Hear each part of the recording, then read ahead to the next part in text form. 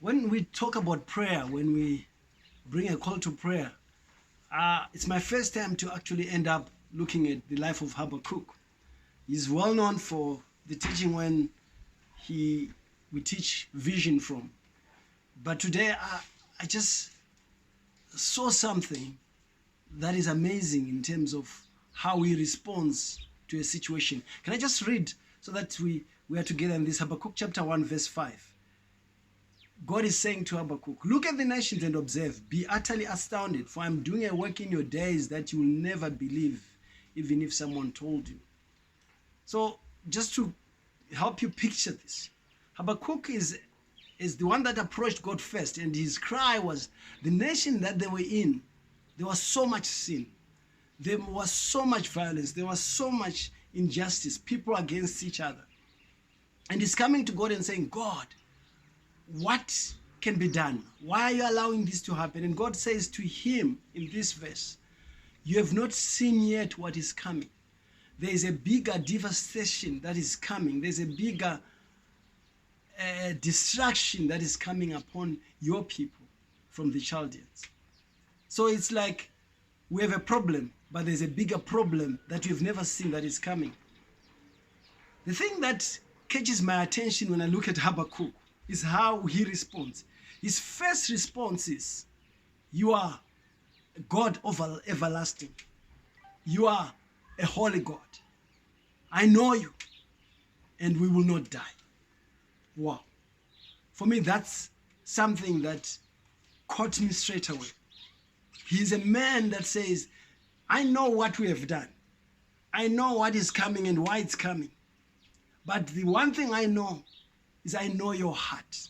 I know who you are. And what I'm going to do, which is where it comes in now, the scripture that we love. What I'm going to do, I'm going to stand, watch. And the way he says it, let me actually read it from my Bible here. The way he says it is the way that amazes me.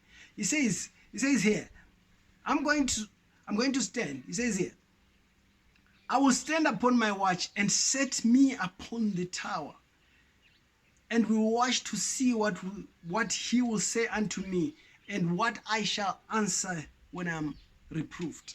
So he's like, I'll stand upon my watch. But even my standing, I'll set myself up in my tower, and I'll wait and hear. Because I know your heart, God. I know who you are. And whatever you're going to tell me is what I'm going to respond to. It's a man that knows his God. But then, into the picture, we come into 2 Chronicles, where we see a God that is looking for men like Habakkuk. And he says, I am looking for my people. If my people, who are my people, who are called by my name, my people who know me, if they will humble themselves, if they will turn from their wickedness, and if they will call upon me and ask me to heal their land, I'll come and heal them. So I've got a man that knows God's heart, that is aware of the devastation, but he knows God's heart. And then we have a God that is saying, I'm looking for people that know my heart so that we can partner. It's not calling for a lot from us. It's just calling for us to be at a place that from our knowledge of who God is, we know that God is looking for us to come to him and cry out to him. Like a sentinel, this is Habakkuk. He stands in the tower. Like a man who's at war or a woman who's at war. As the bullets are flying, as the shrapnel is flying, as everything is upside down, they know who they are. They know what their charge is. They are not going to move. Even though they can see that they are guilty, even though they can see that they are responsible for what is happening and the world is getting what it's getting. I'm not saying it for our situation now, but I'm saying in any situation. They know their God. And they say, God, I know and I declare that I will not die.